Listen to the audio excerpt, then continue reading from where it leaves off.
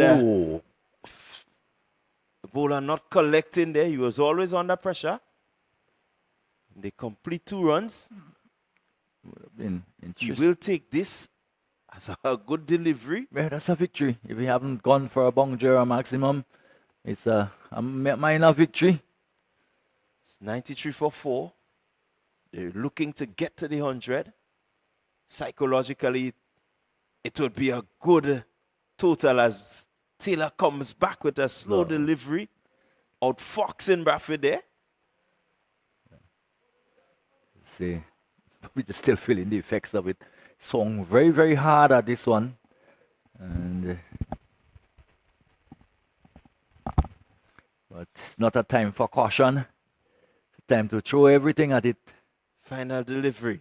Again, slow ball and deceives. Deceives Bradford into playing too early. And I think this is more of what the captain would have wanted. But you will take 14 runs. Oh yes, as a good end to a bowling spell. Saffron Strikers ending their innings after being sent in by the Ginger Generals. They are 94 for 4. Right, and 94 for 4. The way of course, the Gingers, they did have sort of highs and lows in terms of the batting and the scores they have able to post this tournament so far. They would probably feel confident that they can overhaul 95, but again, you have to go out there and get it. And we've seen them struggle at times to get up to the 90s. Let's hope that it will again come down to a very exciting encounter. Well, Davis Charles, the most economical bowler, not picking up a wicket. You had Dennis George, he picked up 2.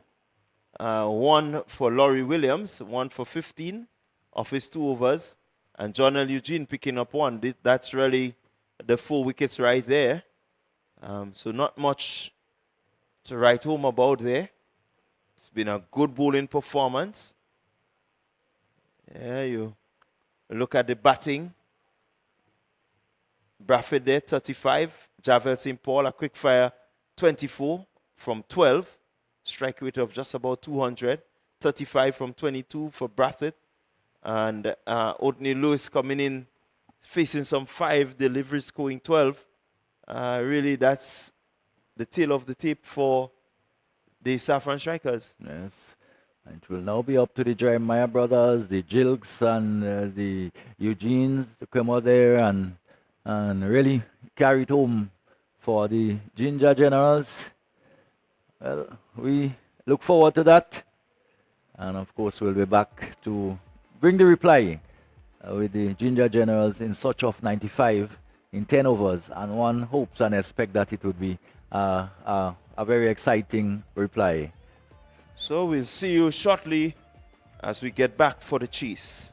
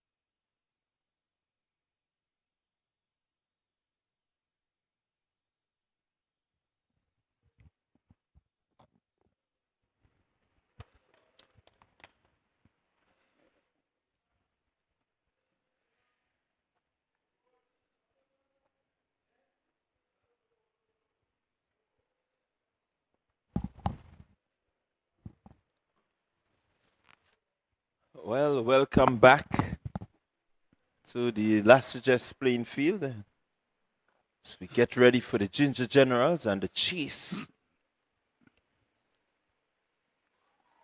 They're looking to get 95 for victory.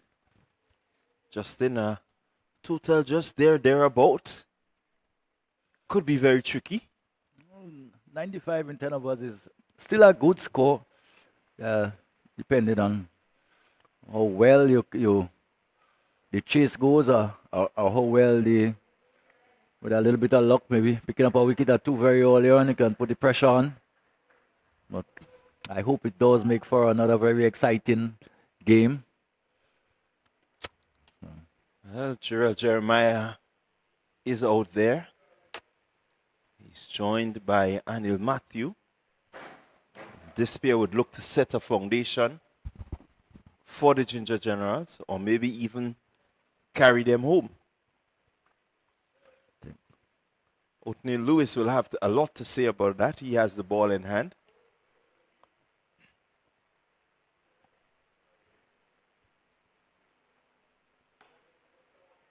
Matthew goes hard.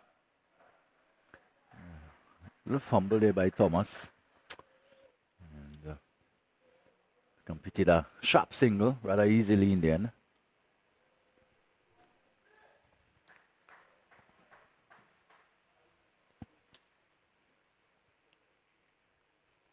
Been very positive so far, the Ginger Generals. Jeremiah again.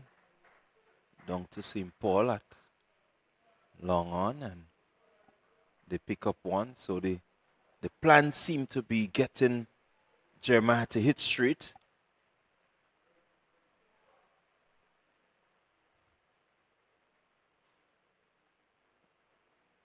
Bowler man out at wide long on and deep mid wicket. So you want him to hit in generally in that area.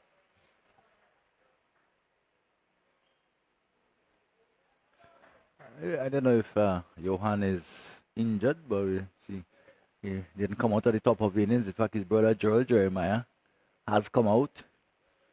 And maybe just a tactical ploy. Yeah, well, certainly will be the ploy. If Gerald can get off here, it leaves very few for Johan if he has to come in. Jeremiah goes mid-wicket. They go for one, thinking about the second. Good return, but he's quick. He's safely home. Of course, he's a young man. Not just a year ago, he'd have captained the Grenada under 19 team to victory in the Winnow Island tournament. So still a very young man and should be full of energy. Very good mover between the wicket, we know. This is just beautiful. This is really good, positive cricket. He just played through the line of that one, lifting it over the man there at mid-off and picking up a very easy, beautiful boundary. And so a good start for the Ginger Generals, 11 coming off the first over. Yes, and that is very much what they would want, and 11 easily accumulated. You know, there's no risk involved really for many of the strokes we've seen so far. And again, just escaping that scourge of losing a wicket in the first over. At least they have combated that. 11 is probably even more than they need, but at the moment they're scoring at 11. The rate is 9.3. So long as they stay within that, they should be pretty okay. We saw this morning, of course, the Blasters, they would have been on top in terms of the rate for most of the time until things went a little bit south, and as a result, they couldn't quite finish the job. I think the Ginger Generals will want to ensure that they do finish the job on this occasion. Well, things didn't just go south. I think they almost fell off the map there, the Bailey Blasters. Yeah. Ginger Generals will not want to repeat this.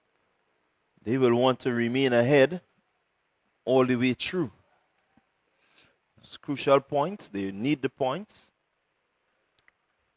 Neil and Pascal, the experience.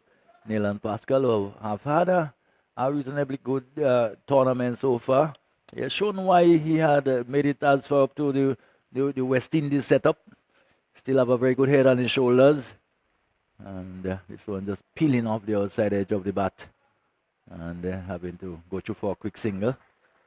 So Pascal continues to be there or thereabout. Matthews just a little bit uncertain. Just beaten by the first delivery. Pushing a little bit uncertain for the second delivery. And getting the outer portion of the bat and going away. So Pascal would feel that he has scored somewhat of a moral victory there. Yeah, Pascal has been really doing well in the first half of the tournament. He led the way in terms of wicket taking. And he's moved all the way down to 6. And Dennis George, who was down at the bottom, is now ahead with 9 wickets. So Pascal will want to pick up. Certainly would want to pick up maybe 1, 2 here, get himself back to the top. He's very experienced. Joel Jeremiah getting a delivery just outside the line of off stump and playing it safely, just watching it go through to the wicketkeeper. It's not something we can get the opportunity to see so often. Yeah, badly lined delivery. It will run away to the boundary. It will be 4 wides. And not only that, they will have a look to see whether it was over the hip, over the waist. It looked pretty high. Yeah, if it is over the waist, the no ball will supersede the wide.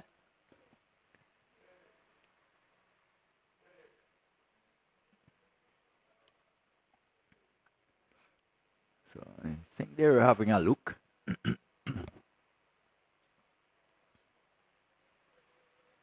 Or maybe they were satisfied. Yes, it is no ball. Yes, I thought it was a bit high. And just getting away from the grabs of Pascal. In fact, we did see him deliver one probably yesterday or the day before, similarly over the waist, and was called no ball. So a chance to capitalize there for Jeremiah. Whoops! And this one is even higher. And another no ball. So Pascal just having some problems, some difficulties there with probably, I don't know if it's the ball maybe a bit slippery. Yeah, I think he's just looking for the slower ball. Maybe just missing. He has a slower ball that tends to dip on you. So that means he cannot bowl another one. I don't think he has bowled 2 deliveries over the waist. So if he bowls another one, he will be automatically removed from bowling. So he has to be very careful from here on. 18 without loss. But that's what you like to see. It's something to be mad at yourself about. And one can see Pascal running and really putting in the effort. And having Jeremiah ducking out of the way. But that's what you want to see. You want to see that competitiveness. You want to see when the bowler feel that he's, he has faltered along the way, he has done something wrong, he can come back and really say, the only man I can take it out on is I can't take it out on myself, I got to take it out on you, lad. Ooh, and wide again down the side. So, a bit wide, not really the sort of formula that the Saffron need now. Need to be disciplined. They need to really look to pick up wickets. 19, we're only in the second over. Still 2 deliveries to go. So Pascal is under some bit of pressure. But it still hasn't been a totally bad over in terms of the amount of runs so far. Except the no balls and wides and singles. There haven't been a boundary yet in the over. And a slower ball this time. One can see it much slower into the pitch. And Jeremiah, really by the time he has realized what has happened, the ball has gone past. Yeah, that's the That's the customer you're dealing with there in Pascal. Tricky customer. Yes. Wise old head. He would have seen that so many times before. And he would have done that so many times before. It's almost like muscle memory. You don't have to remind yourself about how to do it. It just happens almost naturally. And again, why down the leg side? That's not what we were talking about when we talk about muscle memory and, and not having to think about doing it. It's a little bit naughty when it happens. Yeah, just struggling a bit. Braffett having quite a bit to do behind the stump. Has been busy with the bat, and now he's even more busy with the glove. Pascal wants to close off the over now with a dot. He's only gone for 5 this over, but it's been 5 really runs that he should not have given away. Here he goes, Jarrell on top of it and cutting well. That will race to the boundary. That's a beautiful shot by Jarrell Jeremiah. And Pascal on the off stump. Jeremiah needing no invitation, just cutting down on it. Picking up 4 welcome runs. And Pascal, really, probably, this one will hurt him most. He was in the middle of a very good over. And that one probably was pace on. And Jeremiah was waiting. And probably the boundary that didn't come early did come at the end of the over. And certainly would have pushed the scoring on. And what probably was would have been a very good over. Just spoiled in the end there. But that's the nature of the game. Jeremiah has gone on to 11. Anil Matthew is on 3 from 4. Yeah, 24 without loss. I think this is a rare moment for us. We have not had a wicket in over number 1 or over number 2. So the Generals just breaking the trend here.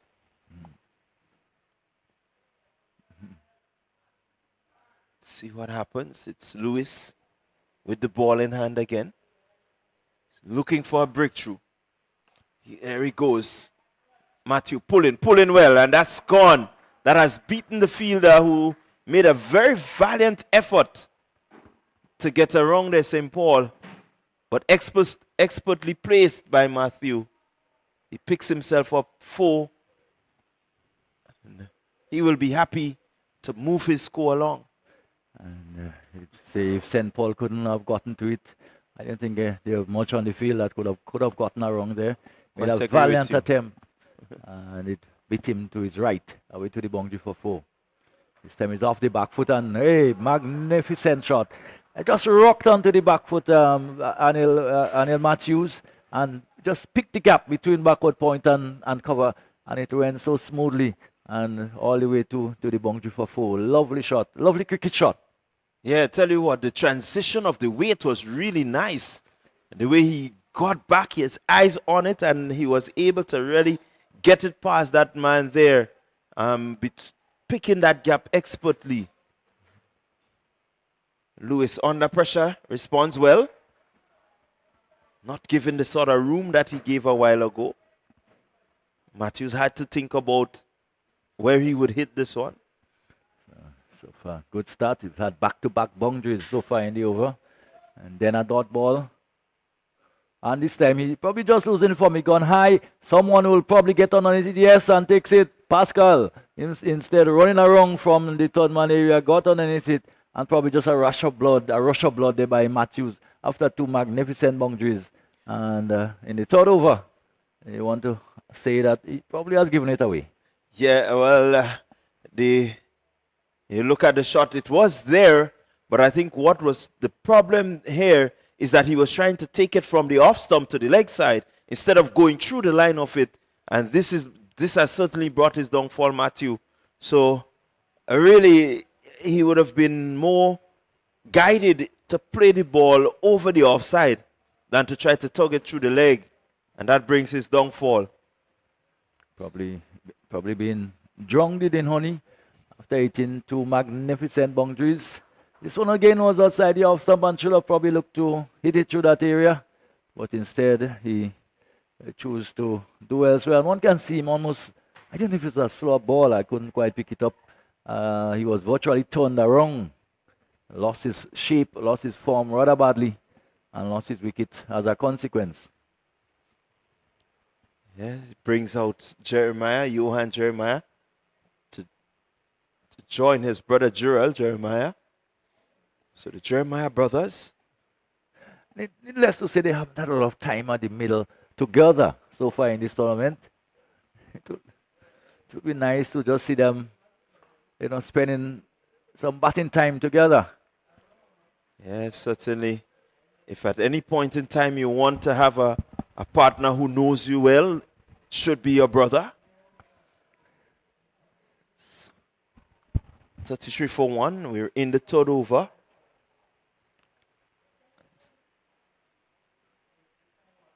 Lewis, tight line. But I really can't make use of that one. These two would have probably done that so often in the backyard. Well, and dream of the day when they would have the opportunity to do it. Well, the day has come. Well, I can tell you, I don't think that they've batted together. They bat against each other. One has to bat and one has to bowl. Sure, right. 33 for 1 after 3, scoring at just about 11. The Saffron strikers, they will want to just draw that current run rate back, get it as low as maybe 6 and over, build some pressure, and hope to pick up either the two or maybe one of the two Jeremiah brothers to really have a chance of pulling off a victory here. They still need 62 from 7 overs, from 42 balls. And there's no... by no means the game is over. We can I quite agree with you there. So, lot to play for here. Yeah, the Ginger Generals. Every dot delivery is a tick in terms of the run rate required. So the pressure could build. What is needed now is a clear head from Kem Charles, who has the ball in his hand. He's the captain of the Saffron Strikers. He will want to make an impact here now. As we always say, regardless of the score, you add a wicket or two to it and it's a totally different scenario. And there he goes, Jeremiah cutting. Picking up a single, ball just caught there to backward square. Cutting hard into the ground and probably not quite getting the angle he wanted. So good start there by Charles, just one.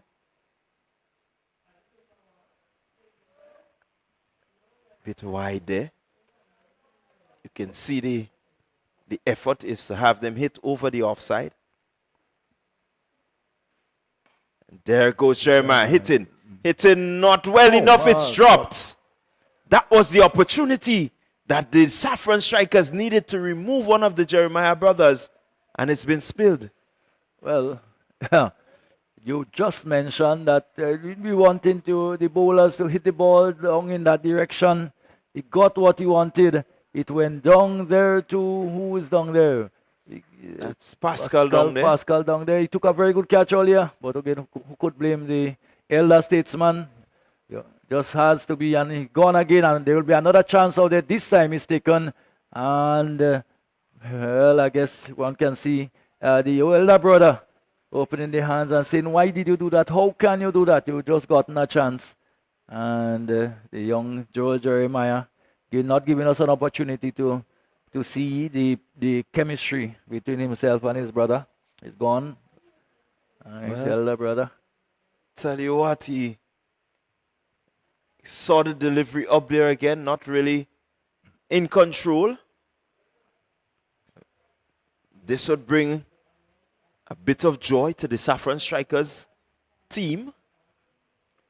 Only problem they have now is that it brings another good hard-hitting batter in John L. Eugene to the crease.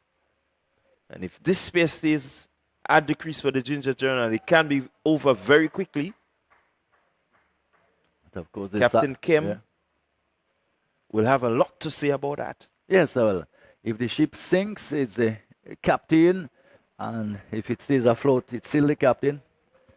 So it's good to see that he has taken up the responsibility early on to come into the attack and keep chipping away. That's what they have to do. They have to keep chipping away. They've taken 2 wickets so far. Add one more to that, and you never know. The nerve starts jangling. You lose another 1 or 2, and all of a sudden the Saffron strikers are in business. Well, you can't say they're not in business still at the moment. Eugene cuts well. They go for 1. That's all it will be. Again with that miss from Pascal that went over the rope for 6. It just dented the figures of Charles slightly, but he can come back. Jeremiah cuts again. Fielder there at backward point, very busy. They will take that. Once the ball is not going past the ropes and it remains on the infield, you're quite happy as a bowler. Yes, and Charles may feel, well, can afford at times to give away 6 and probably pick up the wicket the next delivery.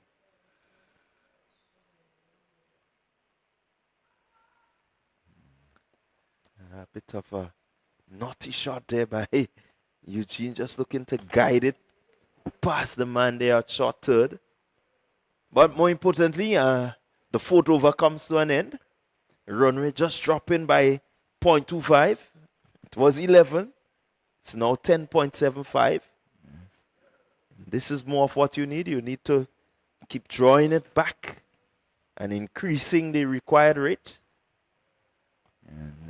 And it's the type of asking rate that doesn't force you to probably do more than you need to.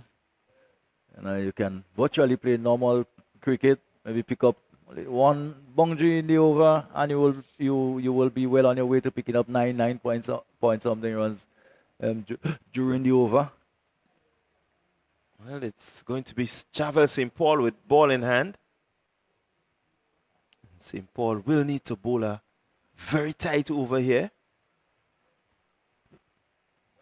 You know, Randall, we can't sit here and talk like if it wasn't at some point in our life out there, but we seem at times to forget what it was like when we were there. Yeah, we just couldn't see it from how much meters away. There's a different type of thing, and you don't see what the commentators are seeing, and long after their playing days are over probably, and some of them may be commentators too, they will be seeing it in the same way as we are seeing it. Just the way that they were seeing it when we were like them. So that's the thing about it. Yeah, I quite agree with you. The view from here is very different. Oh, yes. St. Paul will look to see the back of Jeremiah. That's the view he wants to see now, as the ball beats the fielder there and goes into the boundary. So not the start that St. Paul would have envisioned. Should have probably just feeling undone by the fielder. Get the feeling that he should have kept that inside. Yeah, Tyrone Charles there sets high standards for himself. Yes, but so he will be disappointed. Yeah, I want to see him kicking the ground. But again, you have to take care of the ball if you got to build pressure. Again, Jeremiah cutting well. Fielder getting in off the boundary there in John very quickly. Yeah. Justin John came off very quickly. 48 for 2. He wasn't in pack mode at all. Yes, the handbrake were up all the time. I said, driver. I'm not a driver. Probably I'm not qualified to talk about the handbrake being up or the handbrake being down. His handbrake certainly was down. Got there quickly. Will need to get in quickly also. He does just that. The fielder at short cover there, just getting in before John. So far, St. Paul bowling to his field. Yeah, you need to do that. Already gone for a boundary. It means that they're pretty up with the rate that they want to be scoring at, so they doesn't have to do anything spectacular. Yes, they go through for a And quick a single. chance for a run out, and Jeremiah had to put in the dive to be safe.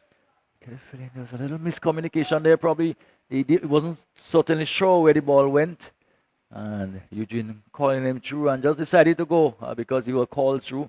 This could be dangerous at times.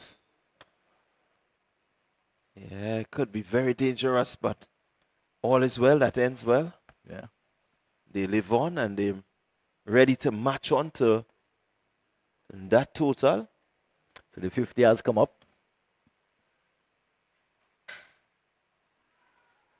This one just going through Eugene, beating all ends up.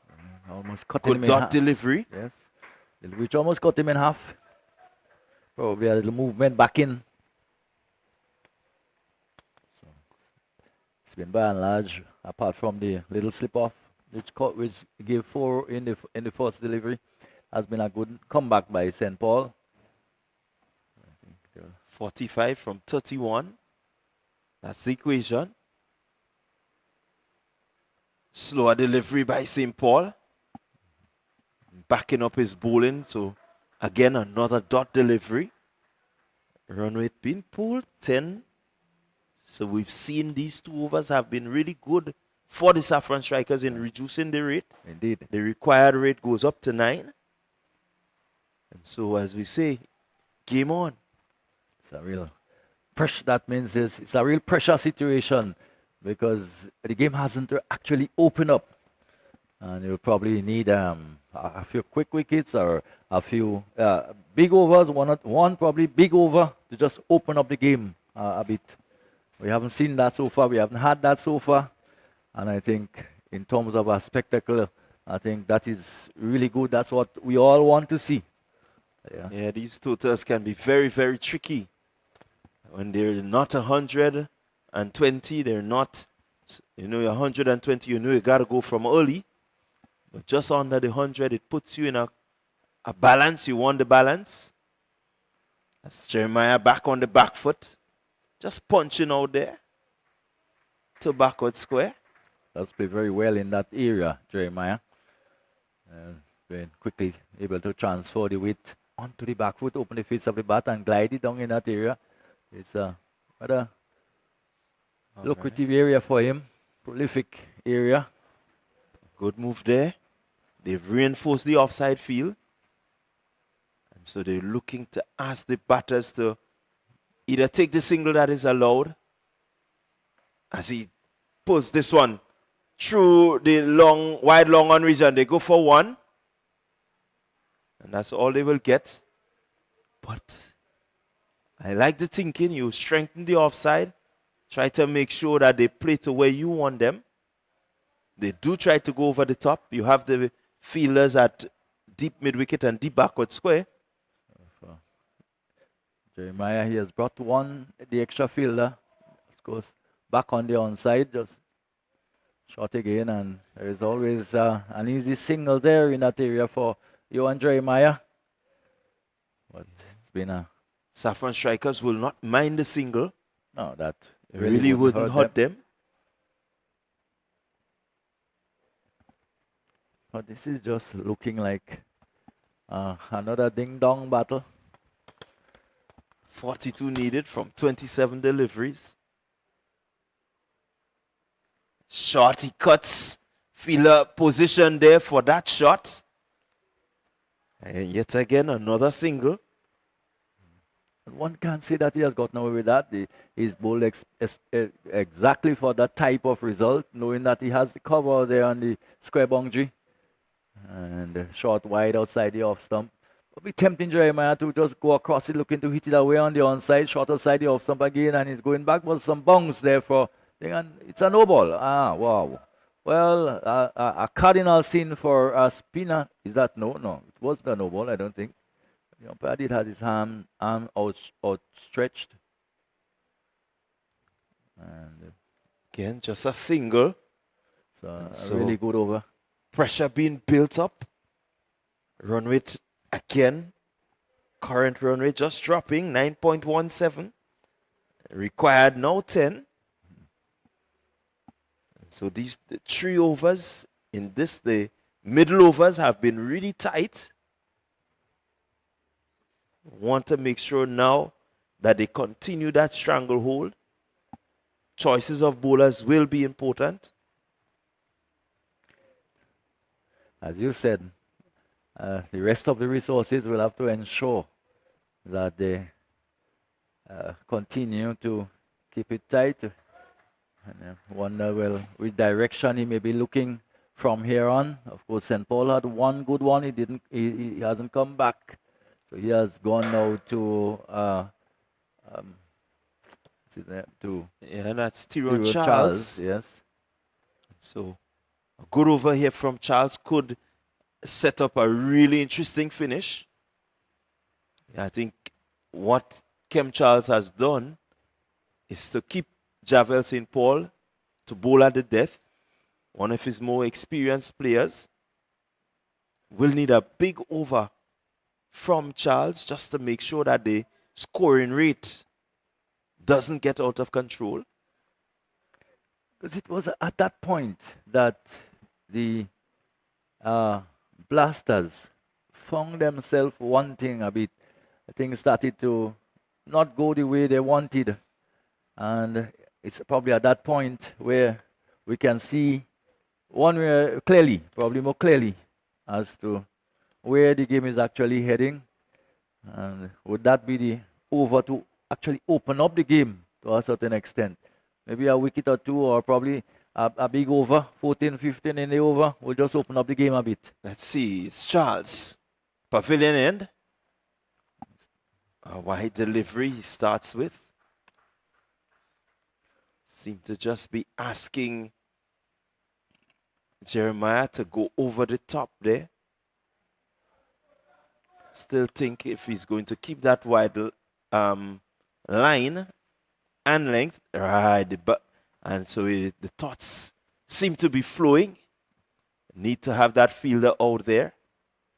So the reinforcement comes on the deep mid-wicket boundary. Or deep cover, rather. Short delivery. Jeremiah does well to get back onto it. You'll feel that he missed out there. Yes, it was short, and Jeremiah looking to pull it away on the onside. But it was a good delivery by Charles. He did get appreciable bounce, and it was not a very slow delivery. It did seem to rush Jeremiah a bit. And he missed out. You just get the feeling that there's a feeling of expectation in the air, tension in the air. And none of the teams giving an inch, wanting to give an inch. Yeah, this is good enthralling cricket. Charles, protection is there. He should be able to cut it off. They get 2. Good, well fielded there by John, but can't stop the second. Justin John, I've had a busy time out there so far. He has been really in the heat of the action, especially with Jeremiah at the far end. Yeah, has been in the traffic area, we would call that.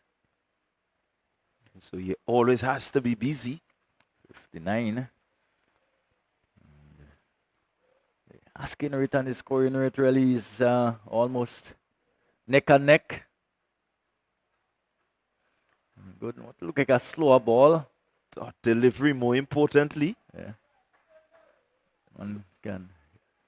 Yeah, sure you can hear through the microphones the clapping and the encouragement by the various teams out there, urging the players on. A victory for any of the team, this team will be very welcome. Yeah. Eugene will be looking to respond here. He will not want to stay silent. He gets this one just on the toe of the bat. Will only pick up 1.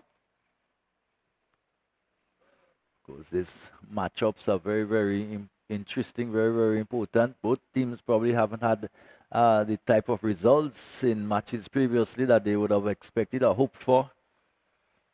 And as we as we come down to the business end of the tournament, they would want to really pull things back to a certain extent. And a few victories under the belt. 60 for 2. And there goes Jeremiah just punching this one. Yet again, another single. Charles, his first over. 6 runs coming so far. Wants to close off this over with a dot or a single. And once he does that, he will be happy. Eugene, on the other hand, will be looking to get something that he can latch on to just ease the bit of pressure that has been created. So he just changed the bat, so was swinging at that. Again, on pressure. I think it's really the pressure of not being able to score freely to bring up the end of over number 7. Pivotal over in the game so far. And certainly there is some pressure now on the Ginger Generals. The rate is, they're not scoring but just under 9 and over. They're asked to score at 11.33. And certainly that will cause some pressure. We see a long conversation now between Eugene and Jeremiah. Of course, probably, just trying to ease the nerve a wee bit. Yeah, they will back themselves. They've been playing cricket at the professional level, the West Indies Championship. So they will be accustomed to this type of situation. So they will know how to relax their minds, relax the nerves a bit, back themselves, and look to take it deep. Are you willing to swear? Are you willing to swear for that? Yeah, the experience at playing at the higher level under pressure situations. I mean, what better pair to have out there than? All right. So you're not suggesting that the nerves are not playing tricks on them? Well, they have to, and they will know how to calm the nerves. Well, we'll hope they do. And if they don't, it will certainly make for a very, very interesting finish. Coming up against the veteran in Pascal. He wants to have a better over. Doesn't want to give away anything. We know he has the bag of tricks. He has all the arsenal in his bag. I also get the feeling that if he has an over where he was not expensive, though he was not very expensive, except the fact that there were one boundary which really hurt his figures a wee bit. So. Here he is, Pascal. Just going wide Yorker.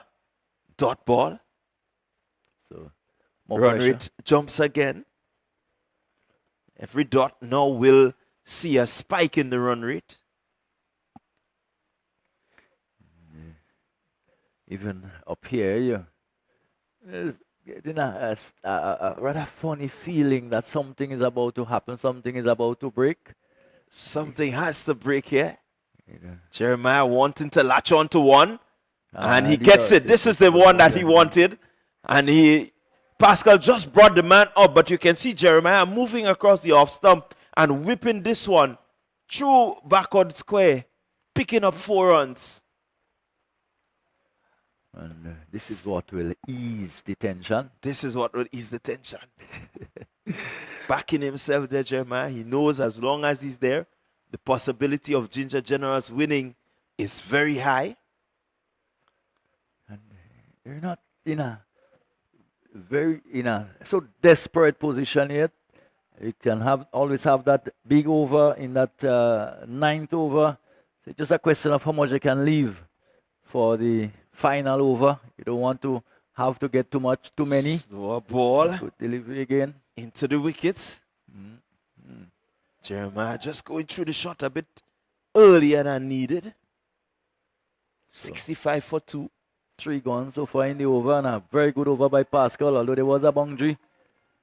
And I think he could live with that every day. 30 needed. The rate has gone up to 12, so 15 deliveries. 2 runs a ball. Every time you do not score 2 runs a ball.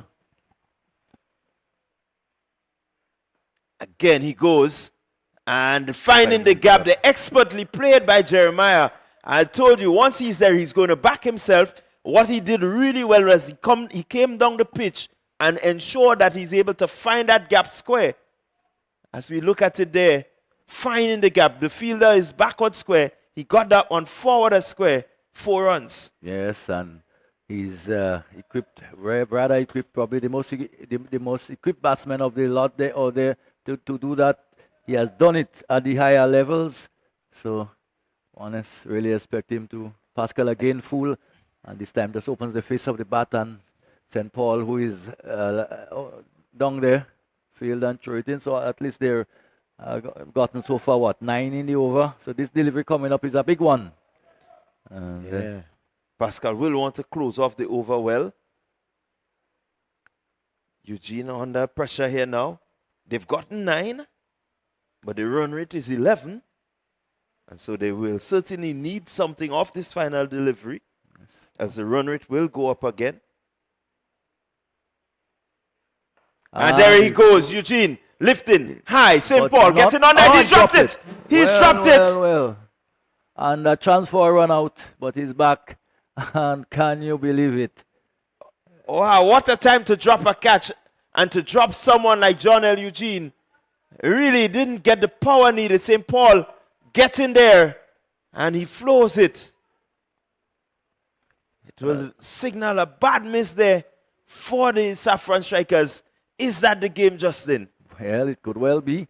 I want to remember, as again, go back today, the captain having a difficult catch that he had to ensure he held on to change the fortunes of the game, and he did. St. Paul on this occasion weren't able to do that. He probably will have a chance with the ball in his hand to make up for it, but it's that over number 9 now. It's really the pivotal over with 12 balls to go, and the Generals still needing 24. So yes, exactly 12 and over. So that's the time now for the big over. If they has to get a big over, that's the over that will really determine that, and that's the one that has to break the match open one way or the other. Yeah, the tension is here. It's heart racing, heart pounding out there. Both teams want the points. So they're going to fight all the way down for it. Charles runs away from the pavilion end.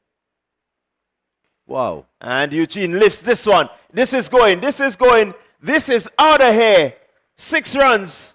John L. Eugene, after being dropped by St. Paul, he will look to capitalize. A real heartbreaking shot there, especially for the Saffron, for St. Paul and the Saffron strikers. He will certainly feel every shot, every time the ball hits the bat of Eugene and goes for runs. That will be haunting him. He'll be haunted by that. Carry power hit there by Eugene. Let's see how Charles responds. Shot again in the air. It's high. This time, Pascal high. is on it again. Caught. Yes, it's caught. The wicket has fallen. Eugene goes. So another twist in the tail here. Good comeback delivery by Charles. It means a new batter has to come in. Could spell pressure. Again, it was short. It was going across him. It was outside the off stump. He couldn't get a wrong one over it. Probably should have gone over the offside. Tried to go down behind square on the offside. But he wanted again to go over the long on mid-wicket area. And not cueing it at all. It went high into the sky. And catch taken. Pascal just struggled a bit underneath it, but ensured that he he's a pretty safe. He has a pretty safe pair of hands. It was very strange that he would have dropped that one down on the boundary, but 9 out of 10 times, and probably stats don't lie. He would take it. He probably would take every other one that comes to him now. Well, he certainly has to take even the half chance and make it into a chance here now, to give his team a chance. So Jilks comes out. he too can hit the ball many a mile. I mean, I think the Saffron strikers will be wary that he can hit it a good way and a very long way too. See, he hit a country mile. More importantly, required rate 10. This ball is a dot. You will see the rate jump back up to about 12. I think what the generals would be mindful of, he did go for 6 with the first delivery. So 1 or 2 more boundary will sort of ease the pressure a bit. And they will have to probably hit 1 or 2 more boundaries, maybe 1 maximum. Another 4 will just ensure that the last over, they doesn't have to score too many. Pressure is on. Charles pick up a single. There, Jilks. Yes. Seem to have some muscle problem there. But it was a good delivery by Charles. Really tucked him up. Couldn't free the arms. Couldn't really. Yeah. More importantly, there for the Ginger Generals, gets Jeremiah back on strike. So Jeremiah will want to take the responsibility to bring his team home. He definitely has to be there when the final ball is delivered. I just get a feeling that if he should go at any time he go, that could well mark the game. Charles to Jeremiah. Shot lifted. Oh, The man is out there and he takes a catch. He takes a catch. Well, could this be the game? Could this be the end for the Ginger Generals? Very good catch taken there by Ruel Williams. Jeremiah looking to go here. The responsibility was his to see his team home. He will not be there at the end. He has lost his wicket. Again, Charles and Tyrone Charles, that is, and Kemp Charles, working well, setting the field, executing exactly what they want. And so they've gotten another wicket. And probably, I did think that Jeremiah I wasn't sure what to do in the end. He didn't hit it up, he didn't hit it down, he just hit it flat out towards the fieldsman. And probably in the end, one could have seen him estimate probably, oh yes, I should have gone, looked to hit it in the air and hit it high over the fieldsman. But there's no time for indecision in this game. Yeah, and anytime you fall, you become indecisive, problems. And of course, despite the 6, that could well be the over that breaks the game open for the Saffrons as the rate goes up to 12.75. And it will be very interesting to see who can take the bull by the horn now and win the game for the Ginger Generals. The Saffron General probably will feel that now they're in the driver's seat. Well, the Ginger Generals fans will be urging their team on. So too will be the Saffron Strikers fans. And this is edge of your seat stuff. Yeah. As Charles, 2 deliveries remaining. Bowling to George. George hits this one hard. John O'Day feels well. Return is in. Good return. 1 run. Required rate jumps to 13.71. Just 1 delivery needed to close off. As we see a bit of a drizzle just beginning. Blessings upon the Saffron, maybe. Yeah. Say that they are being blessed by the Almighty. Saffron and Ginger of the same family. But once again, I see gala finish. Charles to Jilks. Jilks goes hard. Will get 1. Why slight didn't go back for the 2? They had to go back. I don't understand. They had to go back for the 2nd there. I think they are weary of the arm of Johnny. He has shown that he has a pretty powerful arm. What he did well, John, was to get the ball in front of him so he can swoop at it again and make that throw. Well, 15 is Final a over. mountain to climb. Would be a mountain to climb for the Ginger Generals. It's tension in the Lasages playing field. The place seemed to be a bit quiet. Final over will be bowled by Javel St. Paul. We did see it being defended in the previous game. This time it's a little bit more difficult as the groundsman just goes in around the covers. I think whatever happened, the Saffron should be well ahead in terms of the Duckworth Lewis Pasco. With 15 to go, I think, yes, they should be ahead of the Duckworth Lewis Pasco. And let's see how they go. St. Paul from the road end. Getting into Jilks. Jilks goes high. a chance It's out there. lifted. And it's dropped. And more importantly, they go for one. They scamper for a second. The ball being dropped there. Well, And wasn't that seems Lewis to or be Pascal Lewis. again. Lewis, it seems. Lewis dropping a crucial one there. Does yield 2 runs. So it's 30 needed from 5. Pascal, in fact, Lewis, yes, getting there before, never even getting the hand on it at all. It almost hit him in the stomach and went to ground. Here goes St. Paul again. To Jilks. Jilks swings. Misses. Doesn't make contact. Well, I believe that the celebration has started for the Saffron 82 Strikers. for 4. 30 needed. 4 deliveries. Wants to make sure that he gets this rate into a mathematically impossible one. Which it virtually is already. Wide. Why there?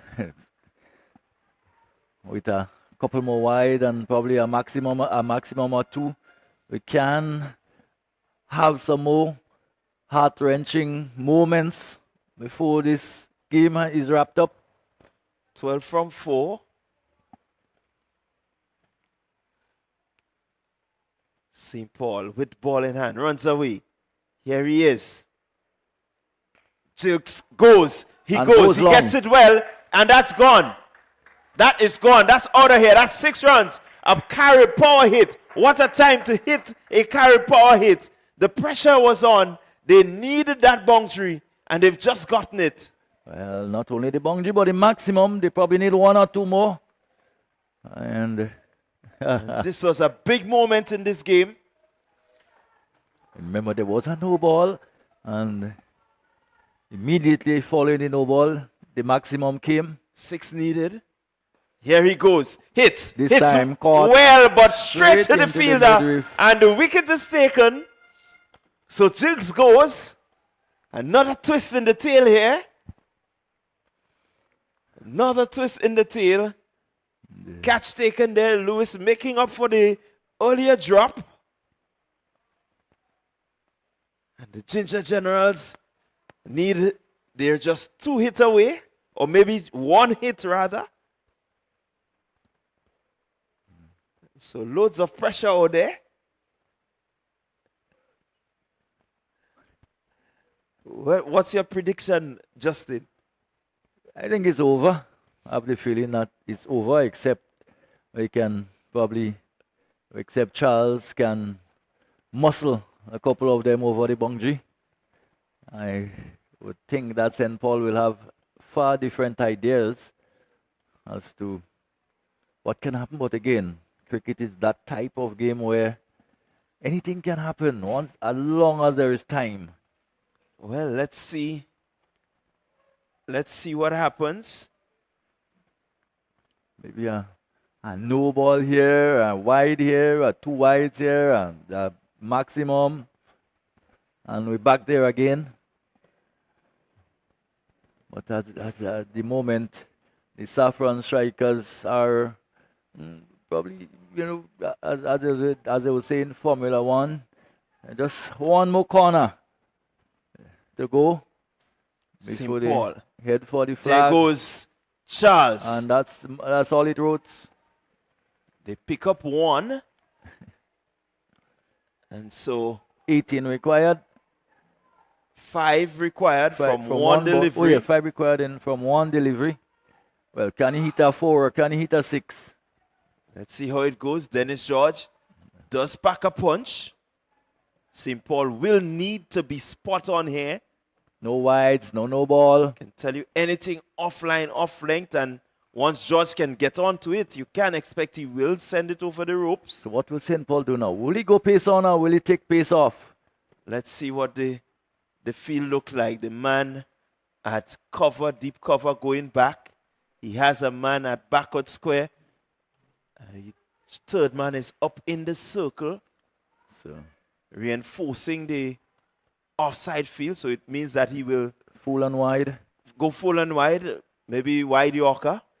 So what is Dennis George now thinking? Should I go across the off stop early and to access the onside, which is your behind square? Could be dangerous. Have an opportunity. The third man is up. Could be dangerous. And there he goes, lifting. And the ball stays in the field. They scamper 1. They're coming for the second. They run out. And the Saffron Strikers, they have struck a victory in this match. They've really worked hard to keep the Ginger Generals on the 95 runs. And they have done so successfully. Yes, they have done so. Congratulations to them. It was a hard-fought victory. They've had some matches in the past where they have lost games. Probably they feel they had chances to win. Today they managed to put it all together. And as we did say, for some of the teams, they have played, put on improved performances as the competition went on. And a victory for them. And I guess they will be very happy. But we're still disappointed that they haven't done overall as well as they feel they could have. And the Ginger Generals, unfortunately, again going down. And you two, Rondell has to go down to do the presentations. And as the fielders takes the exit, goes out. Charles coming in couldn't produce what was needed in the end. George too just didn't have the firepower to pull it through. And the handshakes, of course, 2 good overs by St. Paul. He'll be happy with that. And of course, all in all, it has been a good game. It did come down to the wire again. So 2 very exciting games we've had during the course of the week. As I say, all the handshakes and everything that goes with it. Of course, the Saffron Warriors, the happier team at the moment. And the Ginger Generals has to ponder on probably what could have been as they leave the field, as the drizzle just become a little bit heavier. And just probably were just waiting to coronate the Saffron Warriors. Of course, there are smiles on some of the faces that we didn't see at some points. But all in all, it has been a very good game. And one looks forward to what the remainder of the tournament will bring.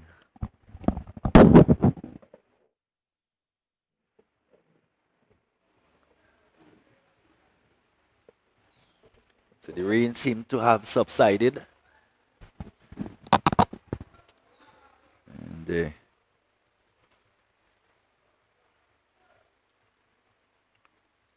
covers have just been left.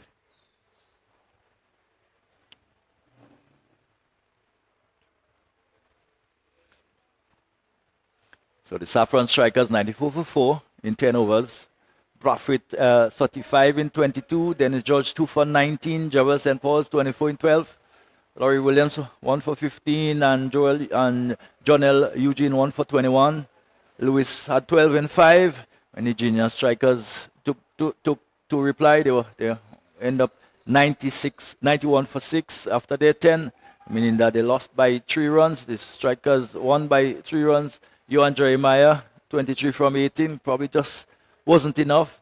Gerald Jeremiah 17 from 13, and 14 from 14 for Eugene.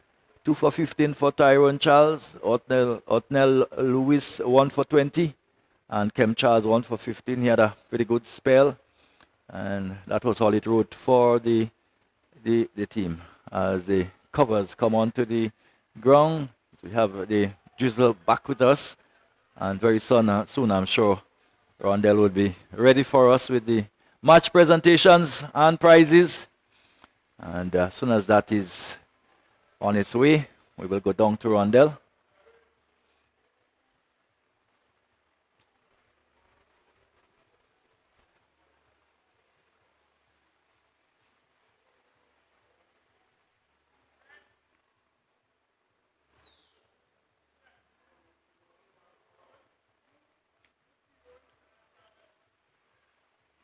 So we sincerely hope that we've had as good a day as we've had bringing the action to you. Once again, we've been blessed by the weather.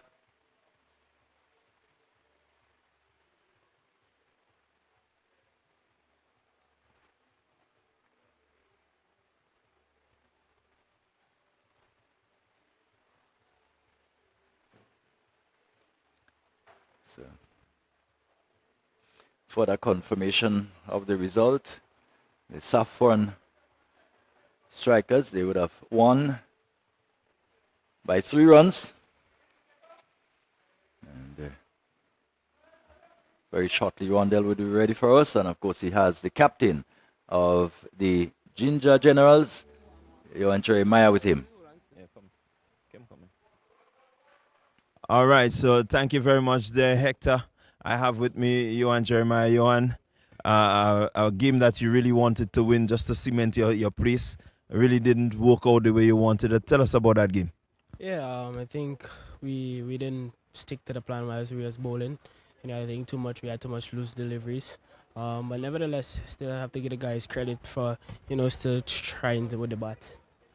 All right, at the halfway stage, you certainly was in a good position.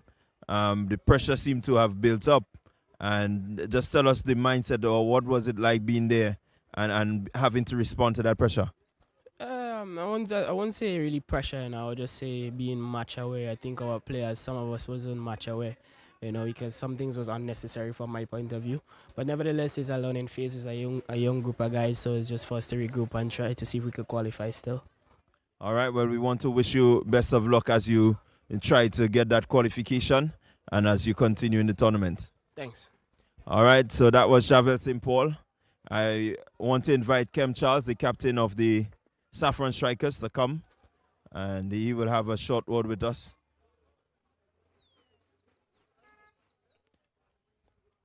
All right, so we're gonna just move along. We're going to move along. We're going to get straight into the presentations. And to present, we're going to present first and foremost the impact bowler. And that is none other than Tyrone Charles. And Leroy is going to present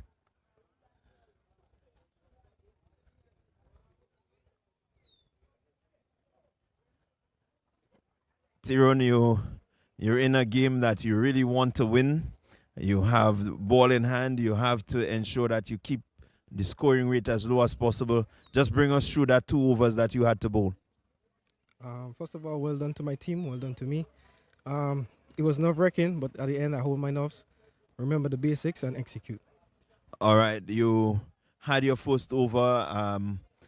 1 or 2 balls, not really where you wanted it, but you were able to just hit that spot.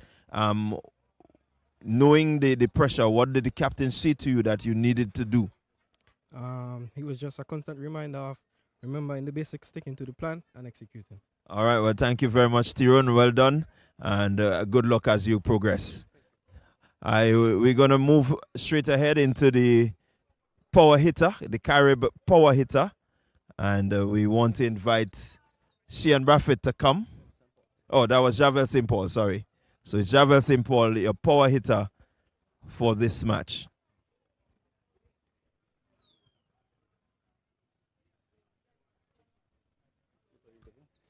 All right, Javel, a much needed quick fire innings from you really to get your team as close to the 100. Tell us about the feeling going out there, the time that you did.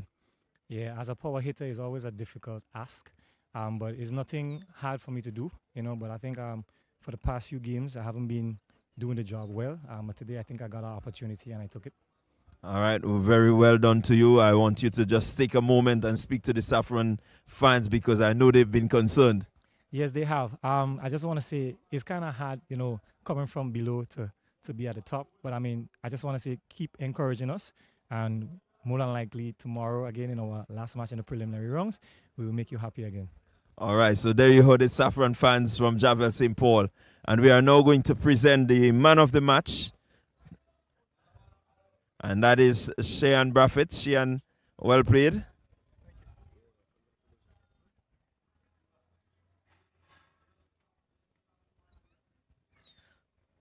Well, Shean, your knock in the middle was really crucial in terms of giving your team a score that, is defendable. Tell us about your innings. Yeah, I knew that I had to take it as deep as possible. And once one of the senior batsmen, or the top three, stayed to the end, I knew we would have got a score over 90. All right, you were really chasing 100. You didn't get that 100. You got 95. Coming out from the dressing room, what was the mood like among the guys? Well, the guys seem a little down, but I know once a partnership started to form with St. Paul and I, once it formed, I know we built a little momentum. And coming to the last 2 overs, we really gave the team a good score. All right. You are there. You're the keeper. Pressurizing situation. You have to defend 95. You've seen how the Ginger Generals batting lineup is strong. What was your thoughts? Well, as you can see, once you bowl the ball into the pitch, it is holding a bit. So my thing for the bowlers was just to keep consistent hitting the ball in the pitch and let the ball go to the fielders in the deep. All right, so that was the plan. They stuck to the plan. They did well. Shean, speak to your Saffron strikers. Tell them what they can expect from you because you are at the business end here now.